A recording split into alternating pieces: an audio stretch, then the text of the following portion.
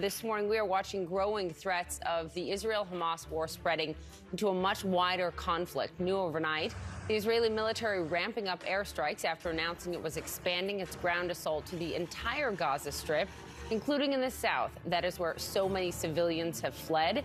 The IDF says the strikes destroyed 200 Hamas targets. That happening as in the Red Sea, the U.S. Navy destroyer came to the rescue of 3 commercial ships that were attacked by Iran-backed Houthi rebels. The Pentagon says the destroyer shot down drones, and one of the commercial ships was attacked with a ballistic missile. We're also keeping a close eye on Israel's northern border with Lebanon, where Israeli forces have been exchanging fire with Hezbollah. This morning, the IDF says 3 Israeli soldiers were hurt by mortar shells fired from Lebanon.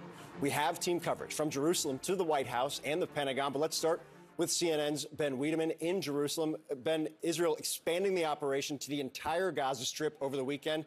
The biggest question right now, where are the civilians that have all moved to the south at the IDF's request supposed to go? Well, that's, I think, a question, Phil, that many people in Gaza are asking, because we know that more than 80% of the population of Gaza is already displaced. Many have gone to the south. Now, the Israelis have, over social media, put out a map showing hundreds of individual blocks that are numbered. And in theory, people can go onto that map. There's a QR code and know where is safe, where is not. The problem is most people in Gaza don't have electricity to charge their phones, don't have an internet connection, and therefore they're very much really left to their own devices. And of course, another problem is already the shelters, the schools that have been converted into shelters in Gaza are already crammed with people, as many as 400 to 500 people per toilet, if there's even a toilet. And therefore, when they hear that the Israelis are going to expand their ground operations to the entirety of the Gaza Strip, that really doesn't leave anything anywhere for anybody to go that could possibly be safe. Phil, Poppy? We saw on Saturday fighting in the north of Israel across the border with Lebanon with Hezbollah. Hezbollah saying one of their fighters was killed. You've spent so much time reporting in Lebanon on Hezbollah. What does that indicate to you? Does that indicate the beginning of an expansion of this to the north and more broadly between not just Israel and Hamas, but Israel and Hezbollah? Well, starting on the 8th of October, Hezbollah basically entered into this fight with limited strikes on Israeli positions in some communities on the other side of the border.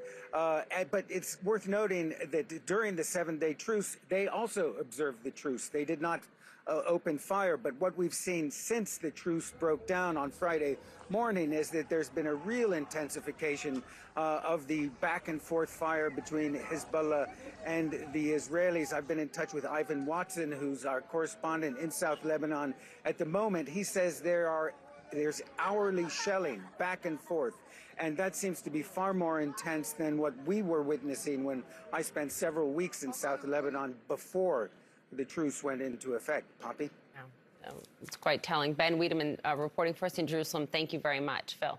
Well, Poppy, as Ben was just talking about, those exchanges in the north, just the latest example that every hour the threat that America could get dragged directly into the war seems to grow. This morning, the U.S. military says a U.S. Navy destroyer and 3 commercial ships were attacked in an hours-long assault from the Red Sea. The U.S. says the attackers launched ballistic missiles and drones that hit 3 ships linked to several countries, including Israel.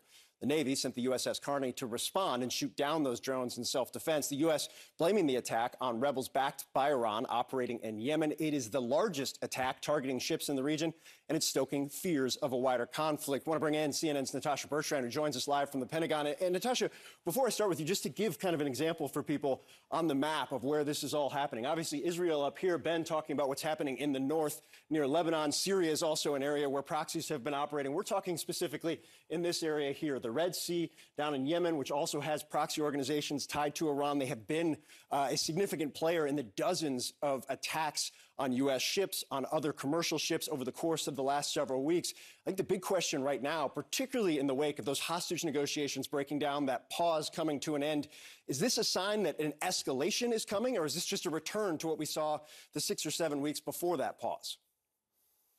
Well, look, Phil, this was a particularly active day, to say the least, in the southern Red Sea, with the USS Carney responding to multiple attacks by what the U.S. Central Command says are these Iran-backed Houthi rebels who operate in Yemen. And this is certainly an escalation from what we have seen in the past. This was a number of attacks, 4 attacks on 3 separate commercial vessels in the southern Red Sea, including one attack in which the Houthis used a ballistic missile. Now, the USS Carney responded to each of these attacks, which occurred yesterday on Sunday at several different times throughout the day, and many of them actually resulted in damage to these commercial vessels in the southern Red Sea. And the U.S. now says that this is really, really dangerous, obviously. Not only did the USS Carney respond to these attacks, but they also shot down a number of drones that were launched from these Houthi-controlled territories in Yemen, according to Central Command. So clearly, they're taking advantage right now of the tumult in the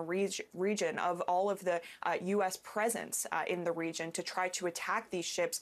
And the Houthi-run Yemeni armed forces actually acknowledged these attacks in a statement yesterday, saying that they will continue to wage these attacks against these, quote, Israeli ships and those aligned with Israel, standing in solidarity, they say, with the Palestinians. But look, in a statement, U.S. Central Command said that these attacks represent a, quote, direct threat to international commerce and maritime security. They said they have jeopardized the lives of international crews representing dozens, multiple countries around the world, as many as 14 different countries.